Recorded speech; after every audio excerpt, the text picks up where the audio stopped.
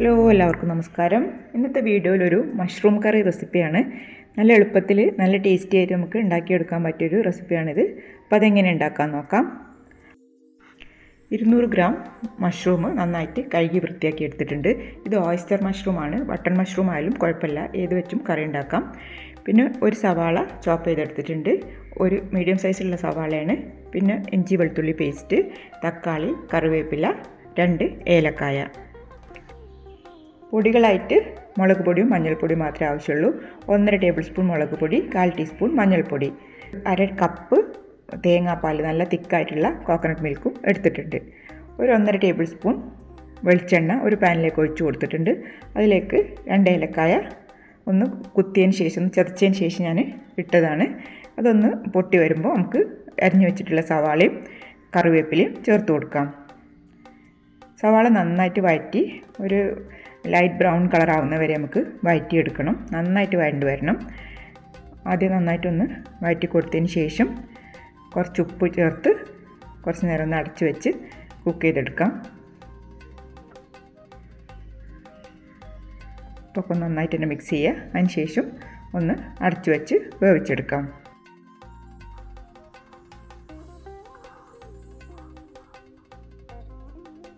രണ്ട് മിനിറ്റ് മൂടി വെച്ചതിന് ശേഷം തുറന്നതാണ്.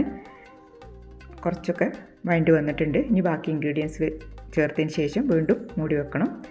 1 ടീസ്പൂൺ വെളുത്തുള്ളി പേസ്റ്റും 1/2 ടീസ്പൂൺ ഇഞ്ചി പേസ്റ്റുമാണ് ചേർത്ത് കൊടുത്തിട്ടുള്ളത്. ഒരു 6 വെളുത്തുള്ളിയും ഒരു ചെറിയ കഷ്ണം ഇഞ്ചിയാണ് എടുത്തത്. അതും ഒന്ന് വഴറ്റിയതിന് ശേഷം ഒരു പച്ചമുളകും കൂടെ എടുത്ത് വെച്ചിട്ടുണ്ട്. അതും കൂടെ ചേർത്ത് കൊടുക്കാം.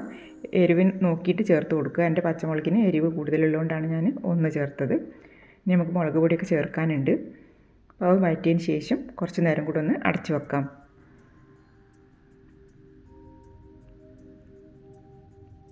അപ്പോൾ എല്ലാം നന്നായിട്ട് തന്നെ വഴണ്ടി വന്നിട്ടുണ്ട്. ഉള്ളിയൊക്കെ ചെറുതായിട്ട് ബ്രൗണിങ് വന്ന് തുടങ്ങിയിട്ടുണ്ട്. ഈ സമയത്ത് നമുക്ക് തക്കാളി ചേർത്ത് കൊടുക്കാം. തക്കാളി നന്നായിട്ട് വഴറ്റി കുറച്ച് നേരം അതൊന്ന് മൂടി വെക്കണം.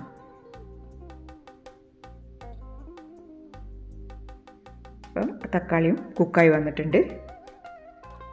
നന്നായിട്ടൊന്നും കൂടെ വഴറ്റിയതിന് ശേഷം നമ്മളെടുത്ത് വെച്ചിട്ടുള്ള മുളക് പൊടിയും മഞ്ഞൾപ്പൊടിയും ചേർത്ത് കൊടുക്കാം.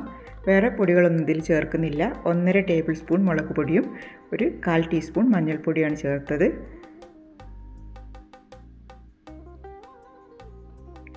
മുളക് പൊടിൻ്റെ അളവ് ഓരോരുത്തരുടെ എരിവിനാവശ്യമായിട്ട് ചേർത്ത് കൊടുക്കാം. നന്നായിട്ട് വഴറ്റിയിട്ട് അതിൻ്റെ പച്ചമണം ഒക്കെ പോയി കിട്ടുന്നവരെ നമുക്ക് വഴറ്റിയെടുക്കണം. നല്ല മൂത്തൊരു സ്മെല്ല് വരുന്നവരെ വഴറ്റിയെടുത്തതിന് ശേഷം നമുക്ക് നമ്മൾ കഴുകി വൃത്തിയാക്കി അരിഞ്ഞ് വെച്ച മഷ്റൂം ഇട്ട് കൊടുക്കാം. ഇനി വീണ്ടും നന്നായിട്ടൊന്ന് മിക്സ് ചെയ്യുക. മഷ്റൂമിൽ നിന്ന് നന്നായിട്ട് തന്നെ വെള്ളം ഇറങ്ങി വരും. അതുകൊണ്ട് നമ്മൾ എക്സ്ട്രാ വെള്ളമൊന്നും ചേർക്കേണ്ട ആവശ്യമില്ല. നന്നായിട്ട് മിക്സ് ചെയ്തതിന് ശേഷം ഒരു മീഡിയം ടു ലോ ഫ്ലെയിമിൽ വെച്ച് കുക്ക് ചെയ്താൽ മതി. അപ്പം തന്നെ നന്നായിട്ട് ആവശ്യത്തിനുള്ള വെള്ളം നമുക്ക് ഉണ്ടാവും. എക്സ്ട്രാ വെള്ളം ചേർത്ത് കൊടുത്താൽ പിന്നെ കൂടുതൽ ഗ്രേവി ആയി പോവും.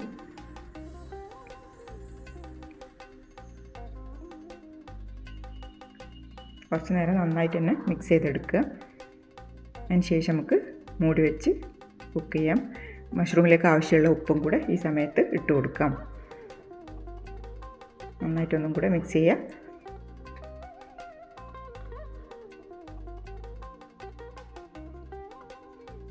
ഇനി ഒരു 5 മിനിറ്റ് നേരം നമുക്ക് മൂടി വെച്ചിട്ട് ഒന്നും കൂടെ ഒന്ന് തുറന്ന് നോക്കാം.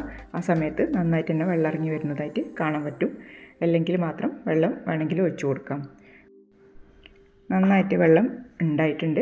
അതുകൊണ്ട് ഇനി നമുക്ക് വെള്ളം ഒഴിച്ചു കൊടുക്കേണ്ടതൊന്നും ആവശ്യമില്ല. ഒന്നും കൂടെ ഒന്ന് മിക്സ് ചെയ്ത് ഇനി ഒരു 10 മിനിറ്റും കൂടെ നമുക്ക് സ്ലോ ഫ്ലെയിമിൽ കുക്ക് ചെയ്തെടുക്കാം. ഒരു 15 മിനിറ്റ് നേരം ഞാൻ കുക്ക് ചെയ്യുന്നുണ്ട്. അത്യാവശ്യം കുക്കിംഗ് ടൈമുള്ള ഒരു സാധനം തന്നെയാണ്.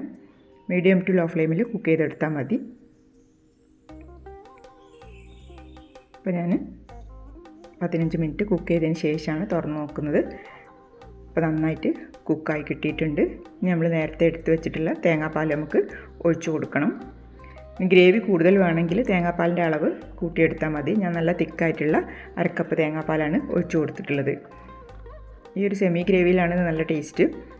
ഗ്രേവി വേണമെന്നുണ്ടെങ്കിൽ കുറച്ചും കൂടി തേങ്ങാപ്പാൽ ഒഴിച്ചു കൊടുത്താൽ മതി. നന്നായിട്ടൊന്ന് മിക്സ് ചെയ്തതിന് ശേഷം ജസ്റ്റ് ഒന്ന് തിളച്ച് വരുമ്പോൾ നമുക്കിത് തീ ഓഫ് ചെയ്യണം. നല്ല ടേസ്റ്റി ആയിട്ടുള്ളൊരു കറിയാണ്.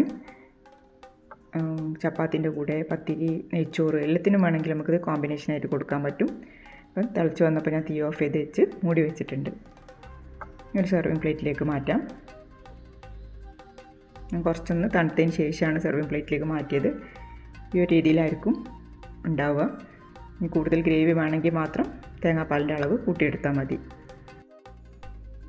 അപ്പോൾ നമ്മളെ ടേസ്റ്റി മഷ്റൂം കറി ഇവിടെ റെഡി ആയിട്ടുണ്ട്. ഒരുപാട് ഹെൽത്ത് ബെനിഫിറ്റ്സ് ഉള്ള ഒരു വെജിറ്റബിളാണ് മഷ്റൂം.